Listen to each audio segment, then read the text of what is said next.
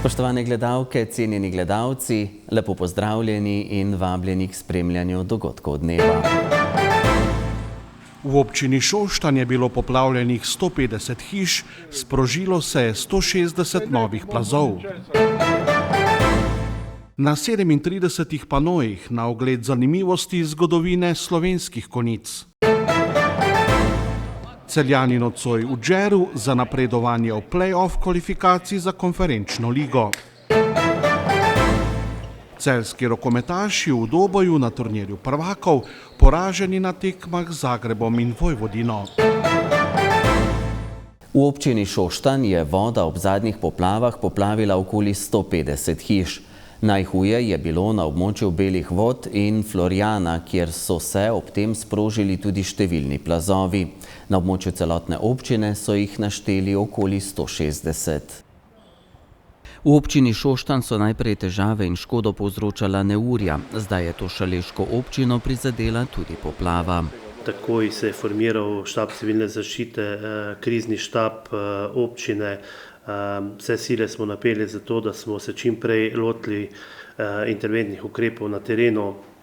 Sam lahko rečem, da sem predvsem najbolj vesel, da nikomu ni bilo nič, predvsem pa tudi to, da smo po svojih najboljših močeh takoj pomagali našim občankam in občanom. In mislim, da smo opravili ogromno delo, zato sem zelo hvaležen gasilkam, gasilcem, civilni zaščiti, vsem gradbincem, vsem službam.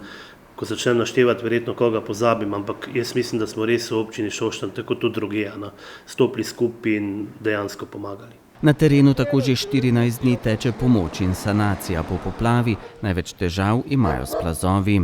Največ težav je bilo v Florjanu, Bele vode, tukaj je bilo pa potem tudi po Hrastnik, tukaj je bilo največ poplavljenih hiš, po celotni občini pa številni plazovi, preko 160 plazov, številni izjemno veliki, evakuirali smo kar nekaj prebivalcev, 9 družin, 28 smo mogli nuditi nadomestno prebivališče, veliko se jih je samo znašlo, so šli svojim sorodnikom, znancem, prijateljem. Je bilo treba res hitro ukrepati, je pa res tudi, da je naša občina zelo razvejena, da je hribovita in zato pa tudi toliko plazov. Nastalo škodo po neurjih so že popisali, po poplavi jo bodo začeli popisovati v teh dneh.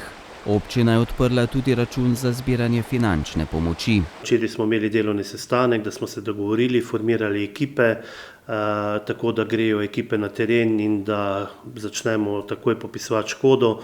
Obvestili smo tudi preko spleta in medijev občanke in občane, da lahko prijavijo škodo. In seveda, zdaj poglavitna naloga je, da čim prej popišemo to škodo. Nekako me tudi navdihuje obljuba predsednika vlade in vodstva države, da bo škoda nekako poplačana tudi individualno, kar v preteklosti ni bilo. Mi pa smo tudi na občini takoj odprli transakcijski račun, na katerem se zbirajo donacije in prispevki, tako občank in občanov kot vseh ostalih drugih, in moram reči, da je odziv zelo pozitiven.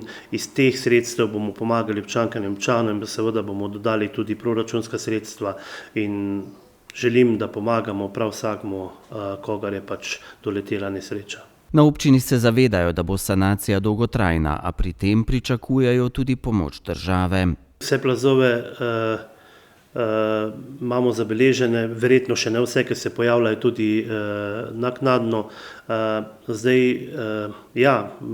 več let zagotovo, ampak določili bomo prioritete. Prvo tisti plazovi, ki ogrožajo stanovanjske objekte, potem pa nadaljujemo tisti, ki ogrožajo infrastrukturo. Mi imamo ogromno poškodb na cestah, da ne govorimo o vodotokih.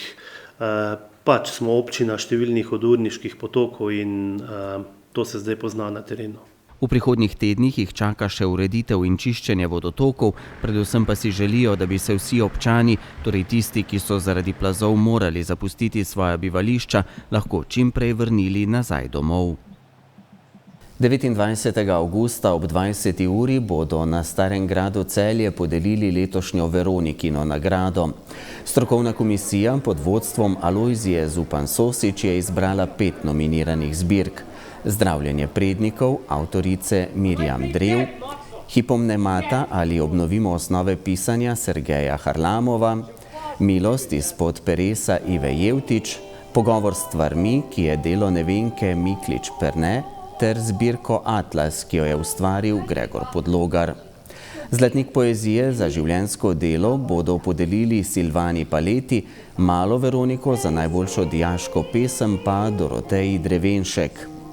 Letos bodo organizatorji poskrbeli za še posebej pestro spremljajoče dogajanje.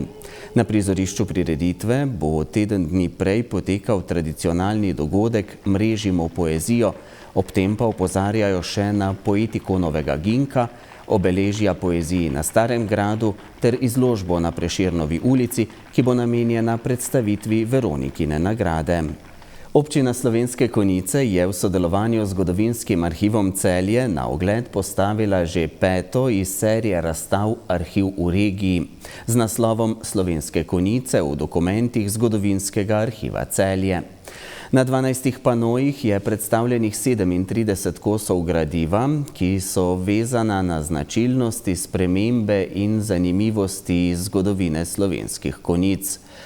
Najstarejši dokument na razstavi je iz leta 1841, med drugim pa so na razstavi prikazane fotografije zadnje vožnje konjiškega vlaka iz leta 1962, izgradnja športnih in poslovno-stanovanjskih objektov ter nekaj drobcev iz kulturnega, trgovskega in družabnega življenja.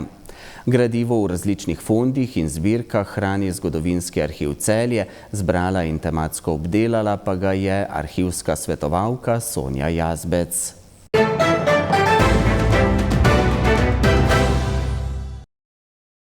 Nocoj ob 20. uri se bo na Madžarskem začelo povratno srečanje 3. kroga kvalifikacij za uvrstitev v konferenčno ligo med Celjem in beloruskim Nemanom.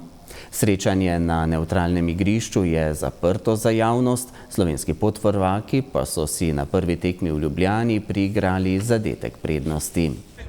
Prišli smo, hvala Bogu, zdravi, vse je bilo ok, kar je najbolj pomembno. Kar se tiče same tekme, kot sem že govoril, jutri smo prišli sem zmagati in napredovati. Ja, vemo, kakvi so, za nami je prvi 90 minut, zdaj vemo, kaj pričakovati od njih.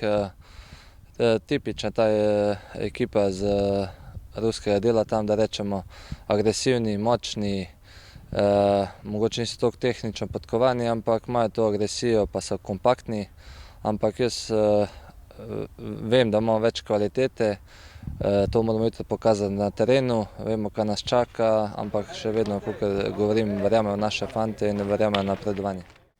Rokometaši Celja Pivovarne Laško so na turnirju prvakov v Doboju izgubili uvodni tekmi proti Zagrebu in Vojvodini.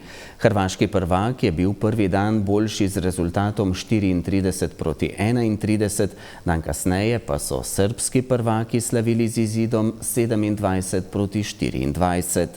Nocoj ob 21. bo tretji tekmec Celjanov Španska Barcelona. Nažalost, drugi poraz.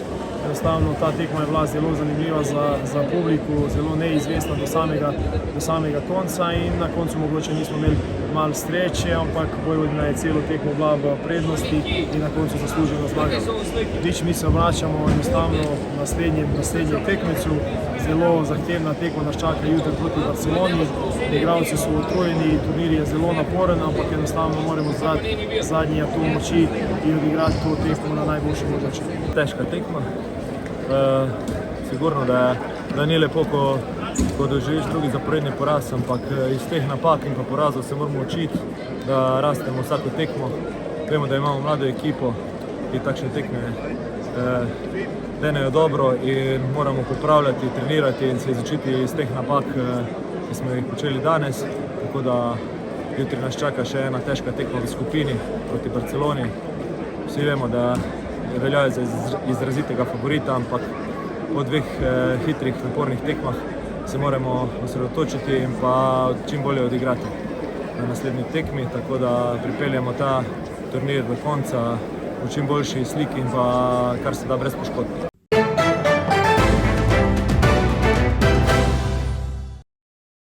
Jutri bo dopoldne sončno, popoldne pa spremenljivo oblačno. V notranjosti bo nastalo nekaj ploh in neviht. Najnižje jutranje temperature bodo od 14 do 20, najvišje dnevne od 25 do 29, na Primorskem do 32 stopinj Celzija. V soboto in nedeljo bo sončno, zjutraj bo po nekaterih nižinah megla.